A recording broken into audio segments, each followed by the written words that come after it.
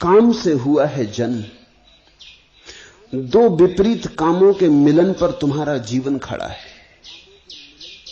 इसलिए करीब करीब असंभव है, मनोवैज्ञानिक के हिसाब से तो बिल्कुल असंभव है कि व्यक्ति काम वासना के पार हो जाए। धर्म शास्त्र भी यही कहते हैं। आत्म पुराण में बड़ा अद्भुत वचन है, कामेन विजितो ब्रह्मा, कामेन विजितो हरा, कामेन विजितो विष्णु, सक्रा कामेन निर्जिता। काम ने जीता ब्रह्मा को, काम ने हराया शंकर को, काम ने हराया विष्णु को। काम से कौन कब जीता, काम से सब हारे। काम का बल तो प्रबल है, और जिसका जितना ज्यादा बल प्रबल है उसके पार होने में उतना ही संघर्षण होगा। इसलिए कहते हैं वैरी रूप काम। इस जगत में अगर टक्कर ही लेनी हो किसी से, अगर हिम्मत ही हो टक्कर लेने की, अगर संघर्ष करने का और योद्धा करने का, योद्धा बनने का रस हो, तो छोटे मोटे दुश्मन मत चुनना। ख्याल रखना, जितना बड़ा दुश्मन चुनोगे उतनी ही बड़ी तुम्हारी विजय होगी। छोटे मोटे को हरा भी दिया तो क्या सार है। कहते हैं जंगल में, ईसप की कथा है, एक गधे ने सिंह को चुनौती दे दी और कहा अगर हो हिम्मत तो आ मैदान में और हो जाए सीधा युद्ध। लेकिन सिंह चुपचाप चला गया। सियार ये सुन रहा था।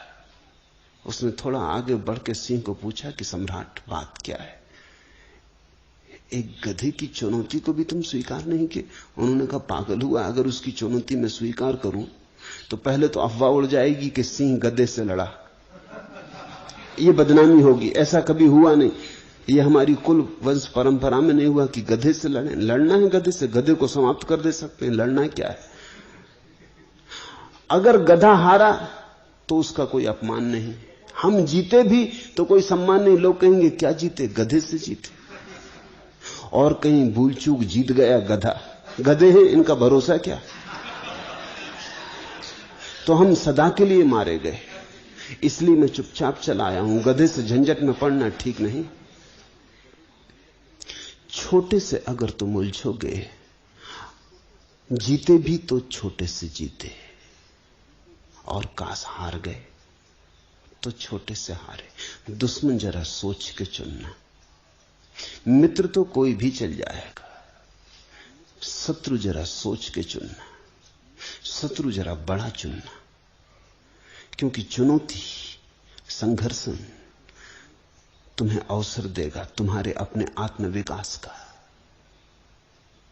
तो जो बाहर की चीजों से लड़ते रहते हैं वो अगर जीत भी जाएं तो चीजों से ही जीतते हैं। सिकंदर हो कि तैमूर लंग हो कि नादिर शाह हो कि नेपोलियन हो, फैलाल ने विस्तार सारे जगत पर अपना, तो भी वस्तुओं पर ही विस्तार फैलता है। इसलिए इस देश में हमने उनको सम्मान दिया जिन्होंने अपने को जीता। सबको भी जिन्होंने जीता उन्हें भी हमने वैसा आदर नहीं दिया। हमने आदर उन्हें दिया जिन्होंने स्वयं को जीता, क्योंकि स्वयं को जीतने का एक ही उपाय है, और वो है काम ऊर्जा से अतिक्रमण हो जाना, काम ऊर्जा के पार हो जाना।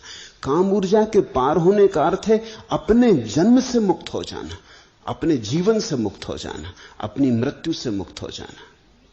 काम ऊर्जा ने तुम्हें जन्म दिया, और काम ऊर्जा की उत्फुल्लता ही तुम्हारी जवानी है, तुम्हारा जीवन है। और जब काम की ऊर्जा थक जाएगी और विसर्जित होने लगेगी, वही तुम्हारी मृत्यु होगी।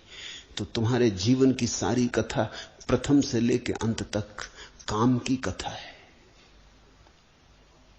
अगर तुम इस काम के अंतर्गत ही बने रहे तो तुम कभी मालिक की तरह न जिए, एक गुलाम की तरह जिए। स्वयं का मालिक बनना हो, और अगर चुनौती ही स्वीकार करनी हो किसी की, तो स्वयं में छिपी इस चुनौती को ही स्वीकार कर लेना उचित है। इसलिए धर्मशास्त्र काम को वैरी रूप कहते हैं। ये सिर्फ निंदा नहीं है, इसमें सम्मान भी छिपा है।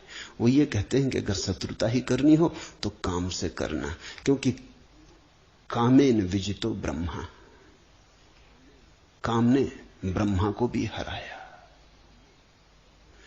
कामेन विजितो हरा, काम ने महादेव को भी हराया।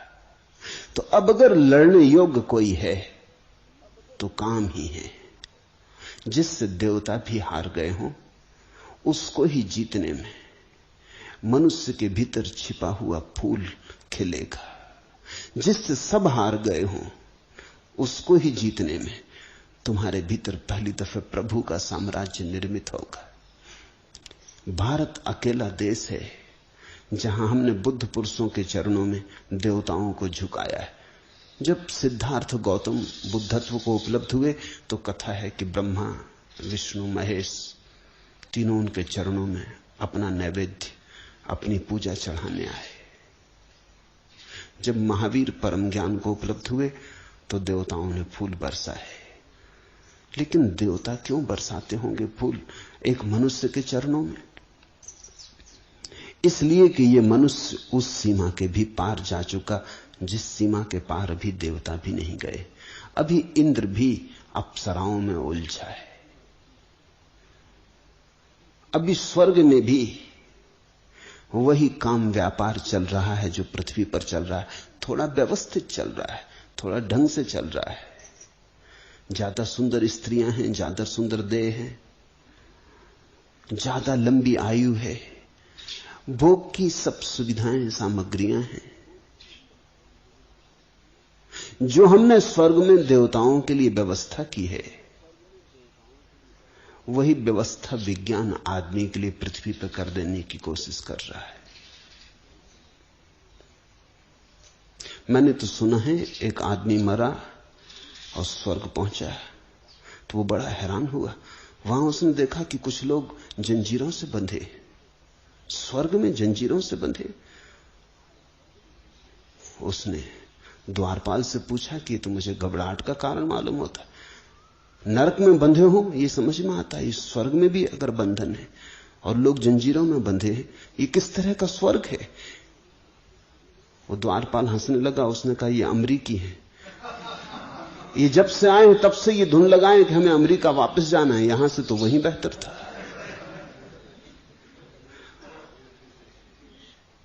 विज्ञान कोशिश कर रहा है कि स्वर्ग को जमीन पर घसीट लाए,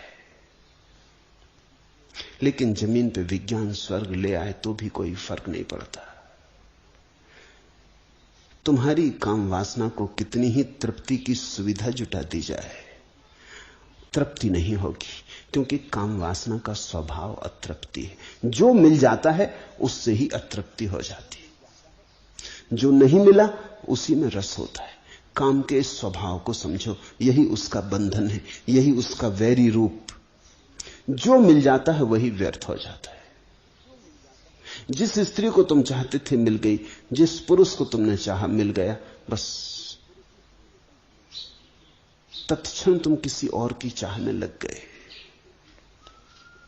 बायरन अंग्रेजी का कवि हुआ,